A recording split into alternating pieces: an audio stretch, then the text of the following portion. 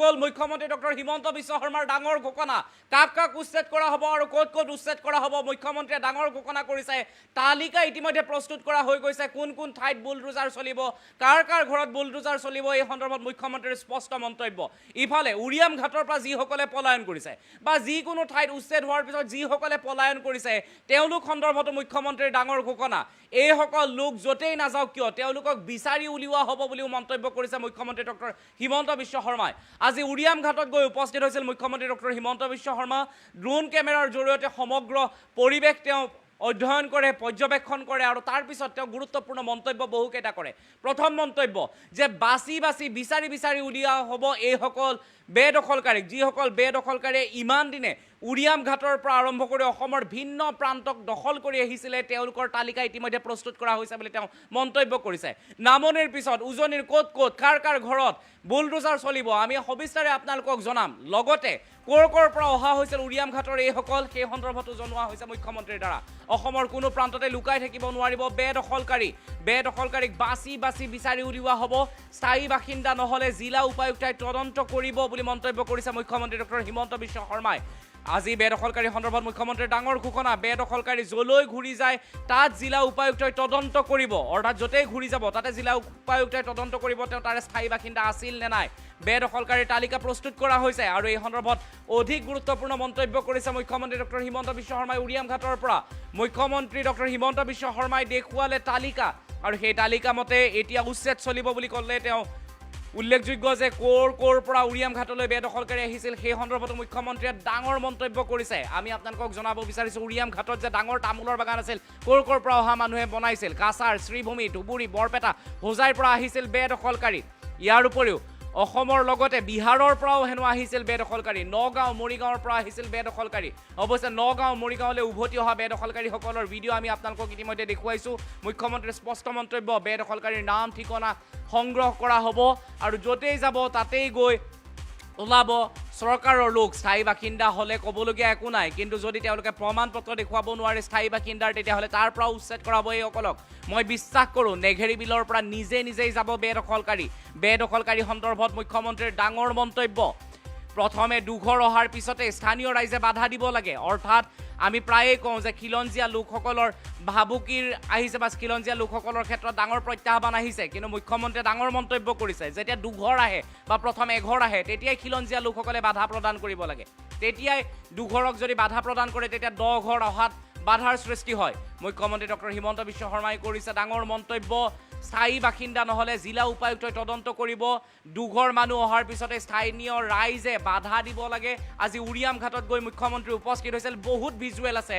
আৰু এই ভিজুৱেলসমূহ আমি আপোনালোকক দেখুৱাম বেদখলকাৰী যলৈ যাব তাতেই জিলা উপায়ুক্তই তদন্ত কৰিব বুলি মুখ্যমন্ত্ৰী ডক্টৰ হিমন্ত বিশ্ব শৰ্মাই ডাঙৰ মন্তব্য কৰিছে বেদখলকাৰীৰ তালিকা প্ৰস্তুত কৰা হৈছে বুলিও কৰিছে মুখ্যমন্ত্ৰীয়ে ডাঙৰ মন্তব্য নেঘেৰী বিলৰ কথা কৈছে মুখ্যমন্ত্ৰীয়ে ক'ৰ পৰা উৰিয়াম ঘাটলৈ বেদখলকাৰী আহিছিল সেই সন্দৰ্ভতো মুখ্যমন্ত্ৰী ডক্টৰ হিমন্ত বিশ্ব শৰ্মাই ডাঙৰ মন্তব্য কৰিছে মুখ্যমন্ত্ৰীয়ে কৈছে যে কাছাৰ শ্ৰীভূমি ধুবুৰী বৰপেটা হোজাইৰ পৰা আহিছিল বেদখলকাৰীসকল ইয়াৰ উপৰি নগাঁও মৰিগাঁৱৰ লগতে বিহাৰৰ পৰাও আহিছিল বেদখলকাৰী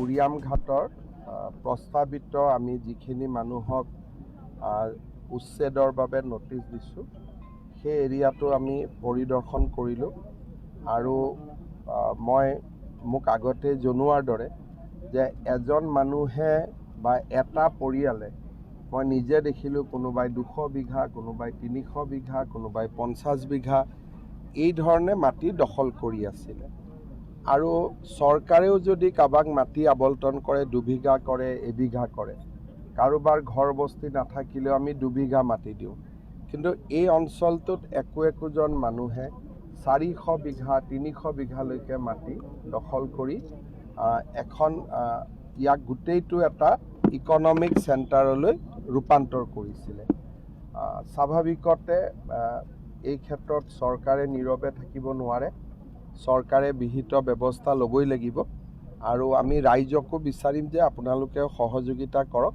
আৰু সকলোৰে সহযোগিতাৰ মাজেৰে আমি অঞ্চলটোক ৰক্ষা কৰাৰ ব্যৱস্থা ল'ব লাগে মই উচ্ছেদলৈকে যাব খোজা নাই, কাৰণ মানুহখিনিয়ে সহযোগিতাও কৰিছে, সকলোৰে নিজৰ ঘৰ মাটি বিভিন্ন জেগাত আছেই।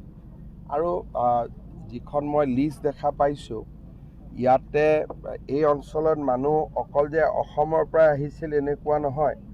মোৰ হাতত যিখন মই সৰুকৈ যিখন লিষ্ট মোৰ তাত আছিলে, ইয়াতে কাছাৰ জিলাৰ পৰা মানুহ আহিছিলে, শ্ৰীভূমি জিলাৰ পৰা মানুহ আহিছিলে, ধুবুৰীৰ পৰা মানুহ আহিছিলে, বৰপেটাৰ পৰা মানুহ আহিছিলে, হোজাইৰ পৰা, নগাঁৱৰ পৰা, মৰিগাঁৱৰ পৰা, আনকি বিহাৰৰ পৰাও ইয়াতে মানুহ আহিয়ে ইয়াত বসতি স্থান কৰা বুলি কৈছে। আৰু এই মানুহখিনিও কোন অঞ্চলৰ পৰা আচলতে আহিছে, যদি কৈছে বিহাৰৰ পৰা আহিছোঁ, বিহাৰৰ পৰা আহিব পাৰে, সীমান্তৰ সিপাৰৰ পৰাও আহিব পাৰে। গতিকে আমি মানুহখিনিৰ নাম এড্ৰেছো ল'ম আৰু সংশ্লিষ্ট জিলাসমূহকো আমি জনাই দিম। যদি তাৰ বাসিন্দা হয় আমাৰ ক'বলগীয়া একো নাই, কিন্তু বাসিন্দা নহ'লে য'ত ঘূৰি যাব তাৰো উপায়ুক্তই তাৰ ওপৰত অনুসন্ধান কৰিব পাৰিব, যদি স্থায়ী বাসিন্দা নহয়। যদি স্থায়ী বাসিন্দা হয় আমাৰ ক'বলগীয়া একো কথা নাই। নেঘেৰি বিলত নটিচটো আজি গ'ল, আজি নটিচ চাৰ্ভ হৈছে। নেঘেৰি বিলৰ পৰাও যাব, নিজে নিজে উঠি যাব। মইতো ভাবোঁ নিজে যাব। মোৰ মনত বিশ্বাস আছে যে আপোনালোকে 2-3 দিন পিছত ইয়াতো কাকো নেদেখিব, অলৰেডি মানুহ নাই। আৰু নেঘেৰি বিলৰ পৰাও মই বিশ্বাস কৰোঁ যে নিজে নিজে যাবগৈ। উৰিয়াম ঘাটত তেওঁলোকে এটা ক্ৰাইম চেণ্টাৰ হিচাপে ইয়াতে বহুত ৰাইজে মোক কৈছে ইয়াত ড্ৰাগছ পোৱা আৰম্ভ কৰিছিলে, চুৰি, মটৰ চাইকেল চুৰি, মাৰানাস্ত্ৰ, ইয়াত বহুত নিগেটিভ এটা অঞ্চললৈ ৰূপান্তৰ হৈছিল। এতিয়া এই অঞ্চলটোক আপোনালোক সকলোৱে মিলি এটা পজিটিভ কৰিব পাৰিব। আৰু আমি চাওঁ যে যিমান শিল বালি আছে, ফৰেষ্ট ডিপাৰ্টমেণ্টৰ নিয়মত যাতে স্থানীয় ল'ৰাই ব্যৱসায় কৰিব পাৰে, তাৰ কাৰণে আমি ব্যৱস্থা কৰি দিম, যাতে কোনো চুৰ কৰিব নালাগে। আমি ধুনীয়াকৈ নিয়ম মাফিক বহুত কাম কৰিব পাৰিম। গতিকে মই উচ্ছেদৰ পিছত বা মানুহখিনি আঁতৰি যোৱাৰ পিছত নিয়মৰ গণ্ডিৰ ভিতৰত থাকি কেনেকৈ স্থানীয় ৰাইজো ইয়াৰ পৰা উপকৃত হ'ব পাৰে, মাটিখিনিও সংৰক্ষিত হৈ থাকে, ফৰেষ্ট ডিপাৰ্টমেণ্টেও যাতে প্লেণ্টেশ্যন কৰিব পাৰে, গোটেইখিনিৰ ব্যৱস্থা মই কৰি দিম। 2-এজনক আমি এৰেষ্টো কৰিছোঁ যোৱাকালিৰ পৰা। আৰু এই গোটেই ঘটনাবিলাক আমাৰ বিশেষকৈ DC আৰু SP লাহে লাহে চাই থাকিব। কিন্তু বৰ্তমান আমাৰ প্ৰায়ৰিটি আছে জেগাটো যাতে খালী হৈ যায়। বহুত জেগাত আছে, এইকেইদিন হোৱাটছআপ ফেচবুকত আপোনালোকে বহুত জেগাৰ নাম দেখা পাই আছে। ৰাইজে ফেচবুক কৰি আছে, ৰাইজে হোৱাটছআপ কৰি আছে। মই খালি এটাই আবেদন জনাম যে আমাৰ ইমান দল সংগঠন আৰু আমাৰ নামঘৰ অনুষ্ঠান ইমান আছে। মই উৰিয়াম ঘাটৰ প্ৰস্তাৱিত আমি যিখিনি মানুহক উচ্ছেদৰ বাবে নটিচ দিছোঁ, সেই এৰিয়াটো আমি পৰিদৰ্শন কৰিলোঁ। আৰু মোক আগতে জনোৱাৰ দৰে যে এজন মানুহে বা এটা পৰিয়ালে, মই নিজে দেখিলোঁ কোনোবাই 200 বিঘা, কোনোবাই 300 বিঘা, কোনোবাই 50 বিঘা এই ধৰণে মাটি দখল কৰি আছিলে। আৰু চৰকাৰেও যদি কাৰোবাক মাটি আবণ্টন কৰে, 2 বিঘা কৰে, 1 বিঘা কৰে, কাৰোবাৰ ঘৰ বস্তি নাথাকিলেও আমি 2 বিঘা মাটি দিওঁ। কিন্তু এই অঞ্চলটোত একোজন মানুহে 400 বিঘা 300 বিঘালৈকে মাটি দখল কৰি ইয়াক গোটেইটো এটা ইকনমিক চেণ্টাৰলৈ ৰূপান্তৰ কৰিছিলে। স্বাভাৱিকতে এই ক্ষেত্ৰত চৰকাৰে নীৰৱে থাকিব নোৱাৰে, চৰকাৰে বিহিত ব্যৱস্থা ল'বই লাগিব। আৰু আমি ৰাইজকো বিচাৰিম যে আপোনালোকেও সহযোগিতা কৰক, আৰু সকলোৰে সহযোগিতাৰ মাজেৰে আমি অঞ্চলটোক ৰক্ষা কৰাৰ ব্যৱস্থা ল'ব লাগে। মই উচ্ছেদলৈকে যাব খোজা নাই, কাৰণ মানুহখিনিয়ে সহযোগিতাও কৰিছে, সকলোৰে নিজৰ ঘৰ মাটি বিভিন্ন জেগাত আছেই। আৰু যিখন মই লিষ্ট দেখা পাইছোঁ, ইয়াতে এই অঞ্চলত মানুহ অকল যে অসমৰ পৰা আহিছিল এনেকুৱা নহয়। মোৰ হাতত যিখন মই সৰুকৈ যিখন লিষ্ট মোৰ তাত আছিলে, ইয়াতে কাছাৰ জিলাৰ পৰা মানুহ আহিছিলে, শ্ৰীভূমি জিলাৰ পৰা মানুহ আহিছিলে, ধুবুৰীৰ পৰা মানুহ আহিছিলে, বৰপেটাৰ পৰা মানুহ আহিছিলে, হোজাইৰ পৰা, নগাঁৱৰ পৰা, মৰিগাঁৱৰ পৰা, আনকি বিহাৰৰ পৰাও ইয়াতে মানুহ আহিয়ে ইয়াত বসতি স্থান কৰা বুলি কৈছে। আৰু এই মানুহখিনিও কোন অঞ্চলৰ পৰা আচলতে আহিছে, যদি কৈছে বিহাৰৰ পৰা আহিছোঁ, বিহাৰৰ পৰা আহিব পাৰে, সীমান্তৰ সিপাৰৰ পৰাও আহিব পাৰে। গতিকে আমি মানুহখিনিৰ নাম এড্ৰেছো ল'ম আৰু সংশ্লিষ্ট জিলাসমূহকো আমি জনাই দিম। যদি তাৰ বাসিন্দা হয় আমাৰ ক'বলগীয়া একো নাই, কিন্তু বাসিন্দা নহ'লে য'ত ঘূৰি যাব তাৰো উপায়ুক্তই তাৰ ওপৰত অনুসন্ধান কৰিব পাৰিব, যদি স্থায়ী বাসিন্দা নহয়। যদি স্থায়ী বাসিন্দা হয় আমাৰ ক'বলগীয়া একো কথা নাই। নেঘেৰি বিলৰ প্ৰসংগটো নেঘেৰি বিলত নটিচটো আজি গ'ল, আজি নটিচ চাৰ্ভ হৈছে, নেঘেৰি বিলৰ পৰাও যাব, নিজে নিজে উঠি যাব। যদি নাযায় তেতিয়া উচ্ছেদ কৰিব নেকি? মইতো ভাবোঁ নিজে যাম। ছাৰ, মোৰ মনত বিশ্বাস আছে যে আপোনালোকে 2-3 দিন পিছত ইয়াতো কাকো নেদেখিব, অলৰেডি মানুহ নায়ে, আৰু নেঘেৰি বিলৰ পৰাও মই বিশ্বাস কৰোঁ যে নিজে নিজে যাবগৈ। ছাৰ, উৰিয়াম ঘাটত তেওঁলোকে এটা ক্ৰাইম চেণ্টাৰ হিচাপে ইয়াত গঢ় দিছে। ইয়াতে বহুত ৰাইজে মোক কৈছে ইয়াত ড্ৰাগছ পোৱা আৰম্ভ কৰিছিলে, চুৰি, মটৰ চাইকেল চুৰি, মাৰানষ্ট, ইয়াত বহুত নিগেটিভ এটা অঞ্চললৈ ৰূপান্তৰ হৈছিল। এতিয়া এই অঞ্চলটোক আপোনালোক সকলোৱে মিলি এটা পজিটিভ কৰিব পাৰিব।